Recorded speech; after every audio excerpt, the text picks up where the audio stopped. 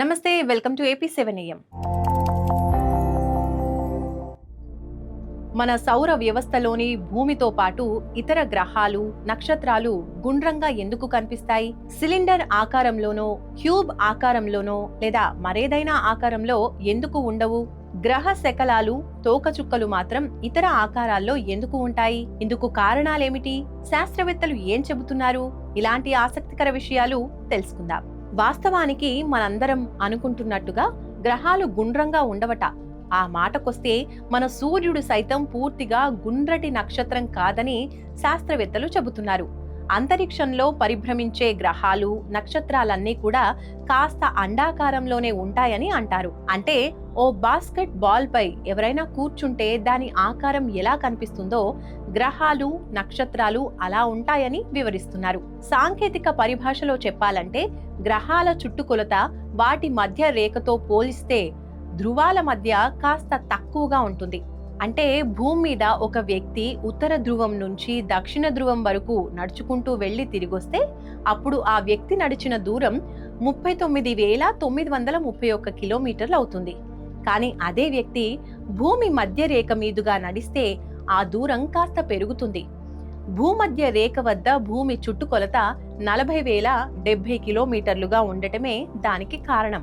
ఈ లెక్కన ఒకవేళ మీరు భూమధ్య రేఖపై సముద్ర మట్టం వద్ద నిలబడితే అప్పుడు మీరు ధ్రువాల వద్ద ఉండే దూరం కన్నా ఎక్కువ దూరంలో ఉంటారన్నమాట. శాస్త్రవేత్తలు చెప్పే దాని ప్రకారం భూమి సహా గ్రహాలన్నీ అండాకారంలో కనిపించడానికి 2 కారణాలు ఉన్నాయి. అందులో ఒకటి గురుత్వాకర్షణ శక్తి, రెండోది పరిభ్రమణం. అంతరిక్షంలో ద్రవ్యరాశి ఉన్న ప్రతి వస్తువు గురుత్వాకర్షణ శక్తికి గురవుతుంది. దీని ప్రభావంతో ప్రతి వస్తువు అన్ని వైపుల నుంచి లోపలకు కుచించుకుపోతుంది.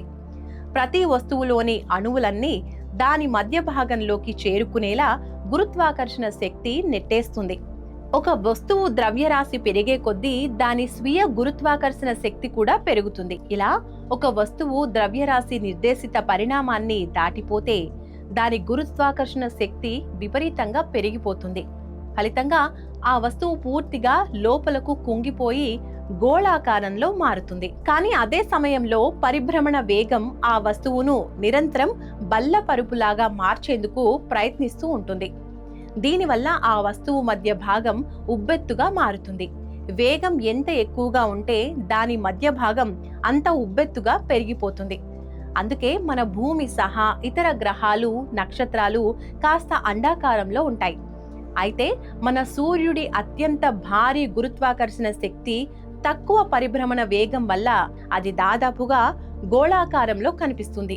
సూర్యుడి కన్నా అధిక వేగంతో పరిభ్రమించే చాలా నక్షత్రాల మధ్య భాగం మాత్రం కాస్త ఉబ్బెత్తుగా ఉంటుంది. సౌర వ్యవస్థలోని మన భూగ్రహానికి భారీ గురుత్వాకర్షణ శక్తి, అధిక పరిభ్రమణ వేగం ఉన్నప్పటికీ అది పూర్తిగా అండాకారంలో ఉండదు. సూర్యచంద్రుల గురుత్వాకర్షణ శక్తి భూమి ఆకారంపై 1 డిగ్రీ మేర ప్రభావం చూపుతోంది.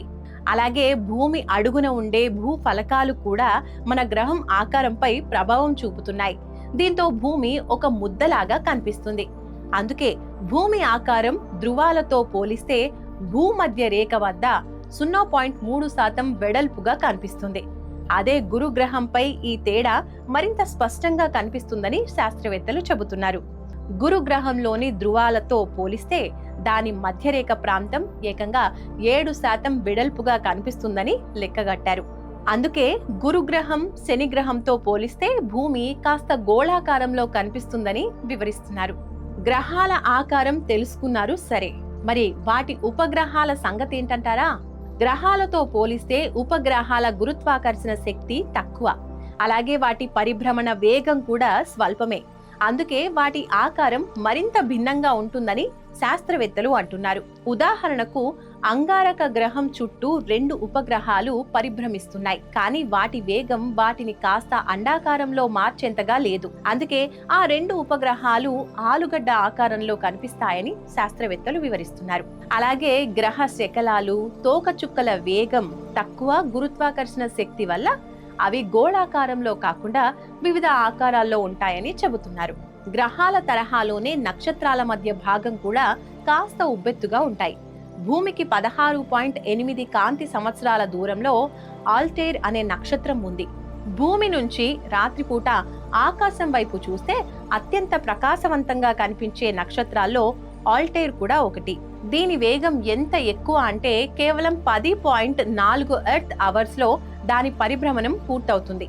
అందుకే దాని మధ్యరేఖ భాగం ధృవాలతో పోలిస్తే 14% వెడల్పుగా ఉంటుందని శాస్త్రవేత్తలు అంచనా వేశారు. గురుగ్రహం మధ్య భాగం భూమి కన్నా ఉబ్బెత్తుగా ఉండటానికి దాని వేగమే కారణమని సైంటిస్టులు అంటున్నారు. గురుగ్రహం కేవలం 9.9 ఎర్త్ అవర్స్ లో దాని చుట్టూ అది తిరుగుతుందని చెబుతున్నారు. మొత్తానికి మన భూమి సహా గ్రహాలు, నక్షత్రాల ఆకారం ఏంటో, ఎలా ఏర్పడిందో ఇప్పుడు అర్థమైంది కదా.